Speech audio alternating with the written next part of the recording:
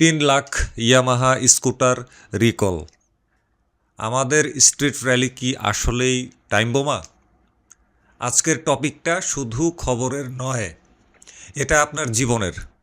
India Yamaha motors সম্প্রতি একটা ঘোষণা দিয়েছে, যা শুনে কারো কারো হাত পা ঠান্ডা হয়ে গেছে অলরেডি, অথবা হবার পথে। 3,06,635টি স্কুটার তারা বাজার থেকে ফেরত তলব করেছে বা রিকল করা হয়েছে। কারণ এই স্কুটারগুলোর ব্রেক ঠিকমতো কাজ করছে না। ব্রেক, যা একটা রাইডারের জীবন বাঁচানোর শেষ সম্বল, সেখানে ইয়ামাহার লক্ষ লক্ষ প্রোডাক্টে ত্রুটি পাওয়া গেছে। এখন একদল তথাকথিত অটোমোবাইল এক্সপার্ট আর কোম্পানির দ্বারা, মানে বাংলাদেশের আর কি, এখন একদল তথাকথিত বাংলাদেশের অটোমোবাইল এক্সপার্ট আর বাংলাদেশের কোম্পানির পালিত সুশীল সমাজের সদস্যরা বাংলাদেশে বসে জ্ঞান দেওয়া শুরু করবে কয়দিন পরে, দেখবেন। আরে রিকল তো হয়েছে, সেটা ইন্ডিয়াতে হয়েছে এবং সেটা হইল হাইব্রিড মডেলে। আমাদের দেশে তো শুধু স্ট্রিট র্যালি FIটা আছে, সুতরাং আমাদের ভয় নেই। এই যে মাজা ভাঙা লজিক, এই লজিকটা কত বড় একটা গা বাঁচানোর অপপ্রয়াস, নষ্ট কৌশল, সেটা আজকে আমি সাধারণ দর্শকদের সামনে প্রমাণসহ তুলে ধরব। কোম্পানি হাইব্রিড বলুক আর চাঁদের গাড়ি বলুক, ব্রেক ক্যালিপার কি তারা আলাদা সরিষার তেল দিয়ে বানায়? চলুন আজকে ইয়ামাহার এই 3 লাখ ইউনিটের রিকল ঘটনার পোস্টমর্টেম করি। এই সলিড বিশ্লেষণে কোনো তোষামত থাকবে না, সত্য সুন্দর, তোষামত কুৎসিত। রিগু ব্লগসে আপনাদের স্বাগতম। ফিরে আসছি ইন্ট্রোর পরে।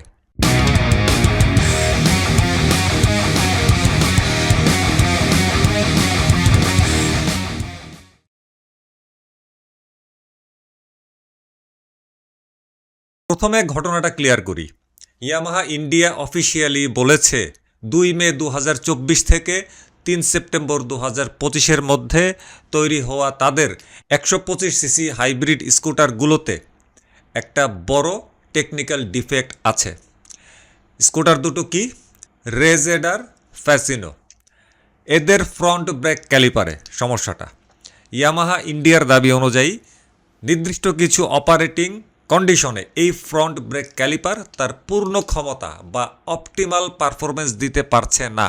সহজ বাংলায়, আপনি যখন বিপদে পড়ে ব্রেক চাপবেন, আপনার স্কুটার আপনাকে ধোকা দিতে পারে। 3,06,000 ইউনিট মানে কি বুঝতে পারতেছেন? এটা কিন্তু কোনো মামুলি ভুল না, এটা একটা বিশাল লটের প্রোডাকশন এরর।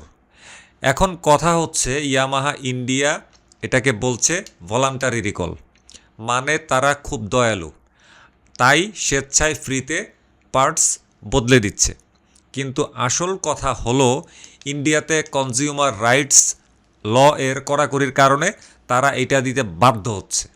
কিন্তু আমাদের দেশে তো রিকল শব্দটাই অনেক কোম্পানি চেনেই না, আর চিনলেও না চেনার ভান করে থাকে।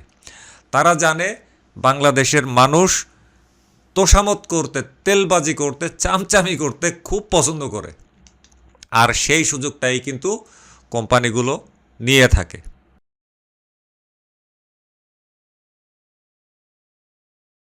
এবার আসি আসল প্যাঁচটায়। বাংলাদেশে ইয়ামাহার স্ট্রিট র্যালি হাইব্রিড বা ফাসিনো হাইব্রিড নেই। আমাদের এখানে আছে রেজেডার 125 স্ট্রিট র্যালি FI। যারা ভাবছেন যে হাইব্রিড নেই বলে আপনি নিরাপদ, তারা আসলে একটা ঘোরের মধ্যে আছেন। কিভাবে? বাইকের ইঞ্জিনিয়ারিং সম্পর্কে যারা সামান্যতম ধারণা রাখেন, তারা জানেন যে একটা মডেলের যখন 2-3টা ভ্যারিয়েন্ট থাকে, যেমন এই যে ধরেন এটার হাইব্রিড, আবার ওদিকে হচ্ছে FI, এই ক্ষেত্রে কোম্পানি কখনোই তাদের চেসিস, সাসপেনশন, ব্রেকিং মেকানিজম আলাদা করে না। খুবই স্বাভাবিক এটা, কারণ এতে প্রোডাকশন কস্ট বেড়ে যাবে, আর প্রোডাকশন কস্ট যদি বাইরে যায়, বাইকের দাম অনেক বাইরে যাবে। ইন্ডিয়াতে যে 3 লাখ ইউনিটের রেজেডার street rally hybrid scooter recall করা হয়েছে, সেগুলোর ফ্রন্ট ব্রেক ক্যালিপার এবং আমাদের দেশে চলা স্ট্রিট র্যালি FI এর ব্রেক ক্যালিপার কি মঙ্গল গ্রহ থেকে আনা? অবশ্যই না। ইয়ামাহার সাপ্লাই চেন একই, একই থার্ড পার্টি ভেন্ডর থেকে তারা এই ক্যালিপারগুলো সংগ্রহ করে। এখন প্রশ্ন হলো, প্রথমত ইন্ডিয়াতে যে ব্যাচ বা লটের ক্যালিপারের ত্রুটি পাওয়া গেছে, সেই একই লটের পার্টস কি আমাদের দেশের স্ট্রিট র্যালিতে ব্যবহার হয়নি? দ্বিতীয় প্রশ্ন, 2024 এবং 2025 সালে বাংলাদেশে যে স্কুটারগুলো ঢুকেছে সেগুলোর ক্যালিপার কি চেক করা হয়েছে? বাংলাদেশে ইয়ামাহার অফিসিয়াল ডিস্ট্রিবিউটর যারা, তারা কি এখন পর্যন্ত কোনো স্টেটমেন্ট দিয়েছে যে বাংলাদেশে আসা লটগুলো সম্পূর্ণ ত্রুটিমুক্ত? দেয়নি। কেন দেয়নি তারা জানে, হয়তোবা তারা জানে বাংলাদেশে কোনো দুর্ঘটনা ঘটলে সেটাকে রাইডারের উপর চাপিয়ে দেওয়া খুব সহজ। ভাই আপনি তো ব্রেক কষে ধরেননি, আপনি ব্রেক ধরতে পারেন না, আপনি চালাইতেই জানেন না, আপনি চালানো শিখেন নাই, অথবা ভাই আপনি তো মেনটেনেন্স ঠিক করে করেন নাই, এগুলা বইলা কিন্তু বাংলাদেশে পার পাওয়া খুবই সোজা।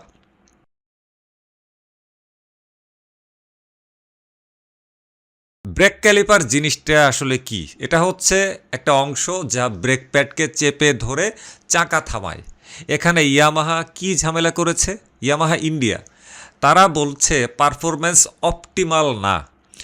এর মানে কয়েকটা হতে পারে। 1 নম্বর কারণ সম্ভাব্য ক্যালিপারের পিস্টন জ্যাম হয়ে যাওয়া। 2 নম্বর সম্ভাব্য কারণ ক্যালিপারের সিল ফেটে ব্রেক ফ্লুইড লিক করা। 3 নম্বর সম্ভাব্য কারণ অতিরিক্ত তাপে ক্যালিপারের কার্যকারিতা হারানো। বাংলাদেশের রাস্তাঘাট মানেই হচ্ছে ধুলোবালি, কাদা আর বৃষ্টির পানি। আমাদের রাইডিং কন্ডিশন ইন্ডিয়ার চেয়ে অনেক বেশি রাফ। এখন ভাবুন, ইন্ডিয়ার ভালো রাস্তায় যদি 3 লাখ স্কুটারের ব্রেক ফেল করার ঝুঁকি থাকে, তবে আমাদের দেশে এই কাদা ধুলোর রাস্তায় স্ট্রিট র্যালির ব্রেকের কী অবস্থা হবে? আপনি হয়তো 40-50 স্পিডে যাচ্ছেন, হঠাৎ একটা মানুষ বা একটা রিকশার সামনে চলে এলো, আপনি ব্রেক চাপলেন কিন্তু ক্যালিপার তার ফুল প্রেশার দিতে পারলো না। ফলাফল কি? আপনি হয়তো একটা দুর্ঘটনার শিকার হলেন বা হবেন। আর কোম্পানি তখন বলবে আমাদের মডেলে তো হাইব্রিড নেই, তাই আমাদের কোনো দোষ নেই। ইয়ামাহা সবচেয়েতে বেশি ব্রেক নিয়ে কাজ করে। ইয়ামাহার বাইক ব্রেক নিয়ে খুবই সিরিয়াস, বেস্ট ব্রেকিং বিশ্বের মধ্যে, গ্লোবাল ব্র্যান্ড। এই যে ধোঁকাবাজির গল্প, এগুলা কিন্তু রাইডারদেরকে বুঝতে হবে। এইসব ফাপড় একমাত্র আমাদের দেশে শোনা যায়। আমাদের দেশের যে টোকাই শ্রেণীর রাজনীতিবিদরা রাজনীতি করে, বিদ না, ছিছি কি বলি, টোকাই রাজনীতিক নেতা খেতাগুলো আছে, একমাত্র এরাই কিন্তু এই ধরনের ফাপড়গুলো দিয়ে থাকে।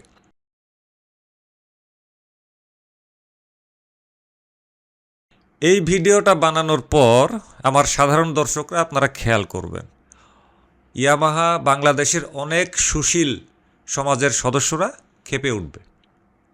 তাদের কাজই হলো কোম্পানির তেল মারা।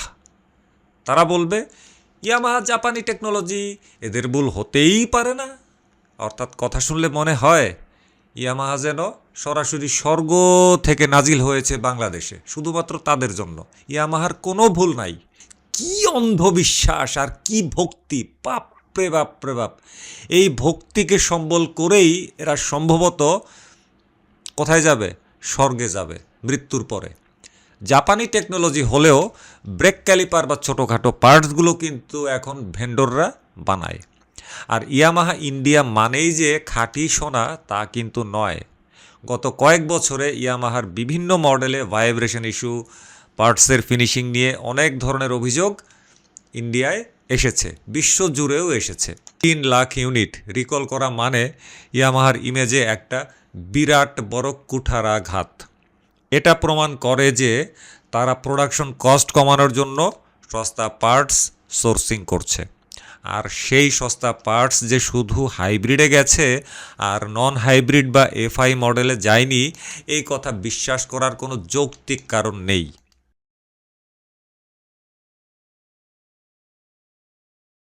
আমরা যারা সাধারণ ব্যবহারকারী আছি, আমরা তো আসলে আর হাত গুটিয়ে বসে থাকতে পারি না। যদি আপনি স্ট্রিট র্যালি এফআই ব্যবহারকারী হন, তবে এই পয়েন্টগুলো খেয়াল করুন। প্রথম পয়েন্ট, ব্রেক সেন্স চেক। আপনার স্কুটারের ফ্রন্ট ব্রেক কি আগের চেয়ে লুজ মনে হচ্ছে?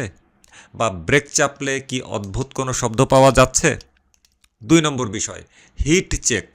রাইড করার পর দেখুন সামনের ক্যালিপারটি কি অতিরিক্ত গরম হচ্ছে কিনা। যদি অস্বাভাবিক তাপ পান তবে বুঝবেন মেকানিজমে কুছ কালা হ্যায়, অর্থাৎ কোনো ঝামেলা আছে। তৃতীয় ব্যাপার যেটা করতে হবে, বিক্রেতাকে প্রশ্ন করুন। আপনি যদি রিসেন্টলি স্কুটারটি কিনে থাকেন তবে আপনার ডিলারকে সরাসরি গিয়ে জিজ্ঞাসা করুন বা জানতে চান ইন্ডিয়াতে যে রিকল হয়েছে আমার বাইকটি সেই লটের কিনা এবং আমার ক্যালিপার চেক করা হয়েছে কিনা, আমাদের লটের বাইকগুলোর ক্যালিপার চেক করা হয়েছে কিনা। সাধারণ দর্শকদেরকে বলবো চুপ করে থাকবেন না, কারণ আপনি যখন টাকা দিয়ে বাইক কিনেছেন আপনি কোম্পানির দয়ায় দান নেননি। আপনার অধিকার আছে নিরাপদ এবং ত্রুটিমুক্ত একটি বাহন পাওয়ার। ইন্ডিয়াতে কোম্পানি নিজের ভুল স্বীকার করে পার্টস বদলে দিচ্ছে, কারণ ওখানে গ্রাহক অধিকার আছে এবং গ্রাহক অধিকার আইনও খুব কঠোর। বাংলাদেশেও আমাদের সচেতন হতে হবে, নিজের অধিকার আদায়ের জন্য আমাদেরকে সরব হতে হবে, না হলে কোম্পানিগুলো কিন্তু আপনার উপর দিয়ে দোষ চাপিয়ে পার পেয়ে যাবে।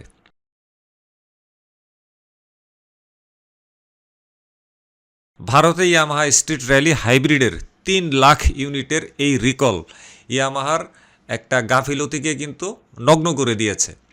বাংলাদেশের প্রেক্ষাপটে আমরা শুধু এতটুকুই বলতে পারি, হাইব্রিড না থাকলেও ব্রেকিং সিস্টেম একই হবার সম্ভাবনা 99%।